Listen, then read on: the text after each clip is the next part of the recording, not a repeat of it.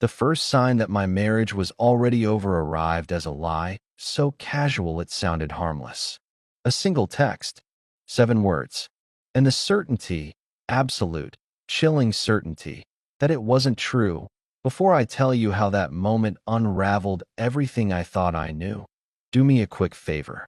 If you enjoy real-life stories where the truth comes out slowly, painfully, and inevitably, hit subscribe, tap like, and leave a comment. It helps the channel, and trust me, you'll want to stay for this one. That the message hit my phone at 7:43 p.m. while I was scraping the last of dinner into the trash, staying at Lauren's tonight. Don't worry, that was it. No explanation, no context, just confidence. My wife, Melissa, had been doing this more often lately. These sudden overnight stays with her college friend Lauren. We were both in our early 30s, married 8 years, no kids yet. At our age, spontaneous sleepovers felt a little out of place, but I told myself people cope with stress differently. Work had been brutal for both of us. Maybe she just needed space that didn't include me. I typed back, "Okay, have fun." Then I stood there, phone still in my hand, staring at the quiet kitchen. Something felt wrong. That she'd come home from work barely half an hour earlier. Changed clothes without saying much. Tossed a few things into a small bag. Kissed my cheek like it was muscle memory and walked out the door. No mention of plans that morning. No, hey, I might stay out tonight. No conversation at all. Just movement. Efficient, practiced, detached. The house felt different almost immediately. Not peaceful. Hollow. I tried Netflix. I tried scrolling my phone. My thoughts kept circling the same question. Why hadn't she mentioned this earlier? We always talked over coffee. Always. Or at least, we used it at 10:30 p.m. I called her. Straight to voicemail. Probably forgot to charge her phone, I muttered to myself. Melissa was notorious for that. Still, curiosity wouldn't let go. If she really was with Lauren, maybe I could say hi, make a joke, hear laughter in the background. Something normal. I found Lauren's number in my contacts. We'd shared dinners, holidays, birthdays. The phone rang 3 times. Hello. Hey, Lauren. It's me. Is Melissa around? I just wanted to ask her something quick. Silence. Not the crackly kind. The deliberate kind. What do you mean? Lauren finally said. Melissa isn't here. The air in my chest tightened. She texted me. Said she was staying with you tonight. Another pause. Longer. I haven't seen her in weeks, Lauren replied slowly. We were supposed to grab lunch next month. Tonight? No. I'm home alone. I thanked her, ended the call, and sat down hard on the couch. I read the text again. Staying at Lauren's tonight. Don't worry, clear. Direct. Undeniable. Melissa hadn't misspoken. She hadn't misunderstood. She'd lied. Cleanly, confidently, without hesitation. The TV was still playing some stand-up special, laughter spilling into the room, but none of it registered. My mind started replaying the last few weeks like surveillance footage. Late work nights. A new perfume she never mentioned buying. Her phone placed face down at dinner. Small changes I'd ignored because trusting her felt easier than questioning everything. I called her again. Voicemail. This time I left a message. Hey, I just spoke with Lauren. She says you're not there. Call me. Midnight came and went. Nothing. That was when I opened my laptop. Not because I wanted answers, but because I couldn't sit still anymore. If Melissa wasn't where she said she was, then where had she been going? And how long had I been accepting explanations that didn't deserve belief? I logged into our shared phone account.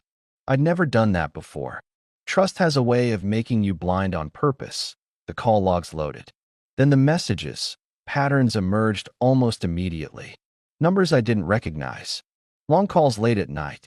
Texts sent during meetings. One number appeared over and over again. I dialed it. Hello. A man's voice. Deep. Confused by the late hour. Sorry, wrong number, I said, hanging up, but it wasn't wrong. It was exactly right. I leaned back, staring at the ceiling, the room suddenly too quiet. Melissa wasn't at Lauren's. She was somewhere else, with someone else, and whatever she planned to tell me in the morning, I already knew one thing for certain. The truth I was about to uncover was going to change everything, and I hadn't even scratched the surface yet. I didn't sleep that night. I lay there listening to the refrigerator hum, the occasional car passing outside, every familiar sound suddenly drew joy. Around 6 in the morning, I gave up pretending and got out of bed. Melissa still wasn't home. Her side of the bed was untouched, perfectly smooth, like she'd never been there at all. The house looked normal. That was the worst part. Same couch, same framed photos on the wall, same coffee mug she always used. It felt like standing on solid ground while realizing there was nothing underneath it. That I made coffee out of habit and sat at the kitchen table with my laptop. I told myself I was just checking email, just distracting my mind. That was a lie too. I went straight to the shared computer.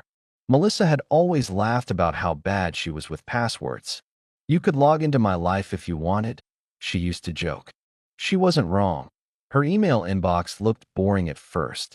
Newsletters, work threads, spam. Then I clicked the trash folder. Hotel confirmations, point three of them, different dates, different places, all within the last month. Downtown Marriott, a Hampton Inn near the airport, and one I didn't recognize at all, the Grove. Boutique hotel, 2 guests per reservation. All deleted, all still there. My hands were steady as I took screenshots and saved them in a folder labeled taxes. I felt strangely calm, like my body had decided panic would be wasted energy. After that came social media. Her Instagram told a version of her life I apparently wasn't part of anymore.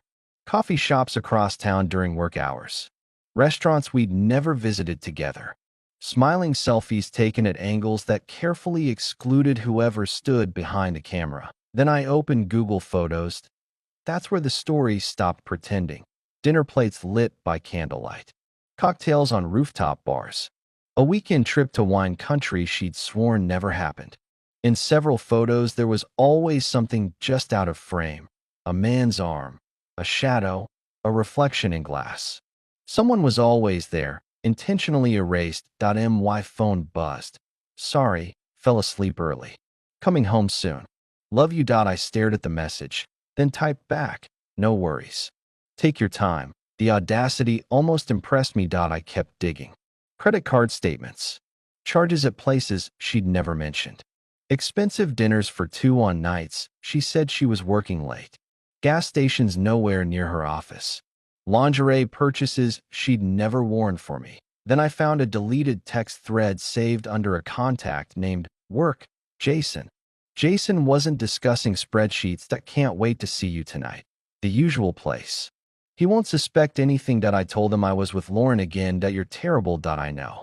But I love it. I read the conversation twice. Then a third time, my pulse loud in my ears. The timestamps lined up perfectly with every overnight stay, every excuse, every gap in her stories. My phone rang. It was Melissa. Hey, babe, she said cheerfully. I'm heading home. Want me to grab coffee? Sure, I replied. The usual place. See you in 20 minutes. To pretend my entire marriage hadn't just collapsed. I closed everything, wiped the browser history, and sat at the table when she walked in carrying 2 cups. Same smile, same kiss on the cheek, same casual tone. How was your night? She asked. Quiet, I said. How was Lauren? Oh, you know how she is. Melissa laughed easily. We talked forever. Lie stacked neatly on top of another lie. That sounds nice, I said, taking a sip. You should do it more often. She blinked, surprised. Really? I thought you hated when I was gone overnight. I trust you, I said. She smiled, relieved, and started talking about her day like nothing had changed. But everything had. And while she showered upstairs, humming softly to herself, I sat there realizing something important. Whatever game Melissa thought she was playing, she had no idea I'd just learned the rules, and I still had no idea how deep this went. Once Melissa left for work that morning, the house finally exhaled. I locked the door behind her and stood there for a long moment, listening to her car disappear down the street. Only then did I let myself feel it. Not anger, not sadness, but a sharp, focused clarity. The kind that comes when denial dies. I opened my laptop again, slower this time, more deliberate. What I'd found already was enough to shatter trust, but instinct told me it wasn't the whole picture. People don't suddenly become experts at lying overnight. They practiced. I started with finances. Our joint accounts were familiar territory: bills, groceries, utilities. But now the numbers looked different, like a code I'd finally learned how to read. Charges repeated in patterns. Same restaurants. Same days of the week. Always for two. It wasn't reckless spending. It was methodical. Planned. I made copies of everything and stored them where no one would ever accidentally find them. Not because I knew what I'd do with them, but because I understood something fundamental. Memory lies. Documents don't. Next came the cloud storage. Melissa had always backed up her phone automatically, never once considering that shared meant exactly that. Photos, videos, location data. Each file carried a timestamp, a breadcrumb. Taken together, they formed a map of a life that ran parallel to mine. I noticed something else too: consistency. Same neighborhoods, same parking garages, same hotel interiors photographed from slightly different angles. Whoever she was meeting wasn't random. This wasn't chaos. It was routine. Around noon, my phone buzzed again. Busy day. Client meetings back to back. I set the phone down without replying. By late afternoon, I'd built a quiet timeline in my head. Nothing written, nothing official, just awareness. And with that awareness came a strange sense of control. Melissa thought she was managing narratives. What she didn't realize was that repetition leaves tracks. That evening she came home late, just as she said she would. Tired smile. Shoes kicked off near the door. She talked about work stress, office politics, deadlines that somehow never affected her paycheck. I listened, asked questions, played my part so well I surprised myself. Over dinner she mentioned casually, "I might stay over at Lauren's again later this week. She's having a rough time." "Of course," I said. "Tell her I said hi." She looked at me for half a second too long, like she was checking for something. Then she relaxed. That night, while she slept beside me, I stared at the ceiling and realized how easily I'd mistaken familiarity for safety. I'd trusted patterns instead of paying attention to changes. I'd believed consistency meant honesty, never considering how useful routine is to someone hiding the truth. The next few days passed like that. Normal on the surface, calculated underneath. Melissa stayed cheerful, affectionate. She even suggested we plan something together soon, a weekend away maybe. I agreed without hesitation. Agreement cost me nothing anymore. Every morning after she left, I quietly sorted through things that mattered: documents, photos, small objects that carried history. I didn't rush. I didn't panic. I just prepared in ways that felt instinctively necessary, even if I couldn't fully explain why yet. Midweek, she announced another overnight stay. Same excuse, same bag, same practiced kiss goodbye. This time, after she left, I didn't sit at home. I drove, not to confront anyone, not to prove anything to myself, just to see if my understanding of her patterns matched reality. I stayed in my car, engine off, watching a parking lot I recognized from too many photos. Her car was there. I took one picture. Just one. No drama. No confrontation. Then I drove home. That night, I slept better than I had in weeks. Because uncertainty is exhausting. But certainty, even when it hurts, brings its own kind of peace. Thursday arrived quietly, almost politely, like nothing significant was about to happen. Melissa moved through the morning routine with practiced ease. Coffee, phone scrolling, a quick comment about traffic. She mentioned a late meeting that evening. Said it casually, the way people mention weather. I nodded, kissed her cheek, and watched her leave. As soon as the door closed, I sat down and made a list. Not a dramatic one, not a revenge fantasy, just practical things that suddenly felt urgent. Bank access, documents, boundaries. The list surprised me with how short it was. When illusions fall away, clarity takes their place. By noon, I had spoken with HR at my office. asking questions I'd never thought to ask before. Benefits, coverage, contingencies. I kept my tone neutral, professional. Nobody needed to know why my voice sounded steadier than I felt. That afternoon, I made one call that felt strangely final. A locksmith. I didn't explain much, just said I wanted an upgrade, something more secure. He scheduled for early evening. I thanked him and hung up, heart pounding, unsure whether I was crossing a line or finally drawing one. Melissa texted around 5. Running late. Don't wait up. I replied with a thumbs up emoji. The locksmith arrived just after 6. Polite. Efficient. He worked while I boxed things that were unmistakably hers. Not everything. Just enough to make a statement without saying a word. Clothes she loved. Jewelry she wore daily. Makeup spread carefully into padded containers. I didn't rush. Each item placed deliberately, respectfully, like handling something fragile that no longer belonged to me. When the locks were finished, the house sounded different. Solid. Closed. The click of the new mechanism echoed longer than it should have. After he left, I sat at the kitchen table and wrote. Not angry words. Not accusations. Just facts. Dates. Places. Evidence. A calm explanation of what I knew and how I knew it. I didn't ask questions. Questions invite lies. I stated conclusions that I placed the letter on the counter where she'd see it immediately. Then I packed a bag for myself. By the time Melissa realized something was wrong, I was already gone. I checked into a modest extended stay hotel across town. Nothing fancy. Clean sheets. Neutral walls. Privacy. I ordered pizza, opened a beer, and sat on the edge of the bed listening to the unfamiliar quiet. For the first time in weeks, my shoulders dropped.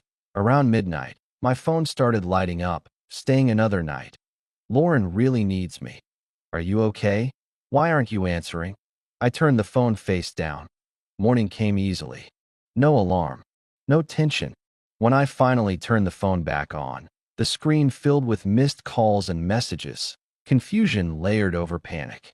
The shift was obvious. The tone had changed. Then a voicemail. Her voice sounded different now. Tight. Unsteady. Please call me.